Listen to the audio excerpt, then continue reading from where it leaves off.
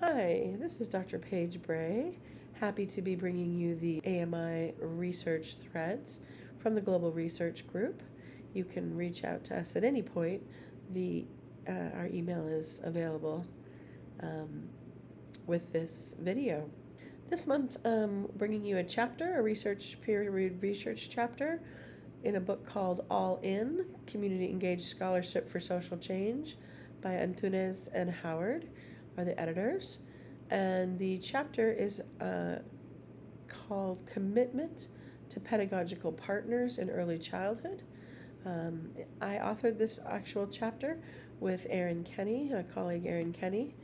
And what feels really important to note in this chapter is we're looking at Montessori broadly in the context of a broader early childhood global experience with some particular nuances for the U.S. So we really analyze how, in this chapter, how practitioners acquire knowledge of equitable practices and the work in context-specific communities that is needed to implement those equitable practices. We also go ahead and touch base about the realities, particularly in the U.S., of the national workforce issues and the commodification of early care and education, so that culturally sustaining, developmentally appropriate learning opportunities are often neglected in favor of one-size-fits-all practices. We know that Montessori pivots to attend to the individual child and their learning as the cornerstone of the Montessori work. And we see some of those practices in early childhood more broadly.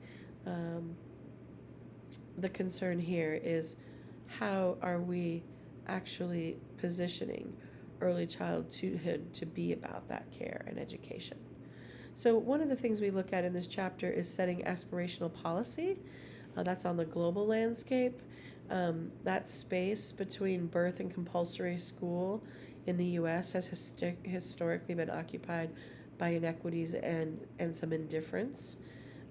We know that globally, in 1989, at the Convention of the Rights of the Child, that set an international set of intersectional values and principles that globally we as humans agreed to. We also know, unfortunately, painfully, that the U.S. is one of the two nations that has actually not ratified that global commitment.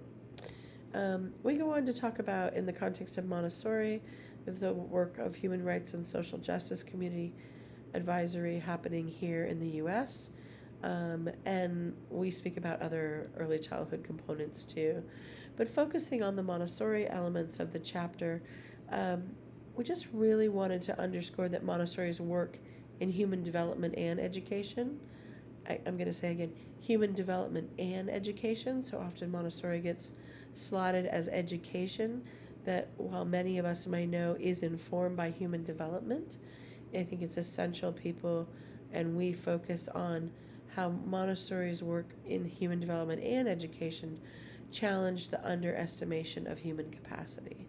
So we have humans with amazing capacity that Montessori builds opportunities and engages for the growth of those people, of the young people. We also address the Montessori Community Glossary Project, which is a knowledge equity project that helps adults make sense of our great capacity, whether we're researchers, practitioners, parents, community people, in thinking about what does this mean, what do we know about Montessori and its application in our community setting. Again, this is in a journal about community engaged scholarship, and so those pedagogical partners where people are coming together based on transforming children, families, communities, our human arc through shared values, identified pedagogical practices that different entities can support together in a community engaged way, which means doing the work with people, not on them, making sure we're having inclusive practices, making sure that we have the ability, we see the ability, and make sure there are authentic opportunities for people to contribute, and that it's really important we have commitment to practical outcomes that transform structures and relationships, that there is that pivot of change.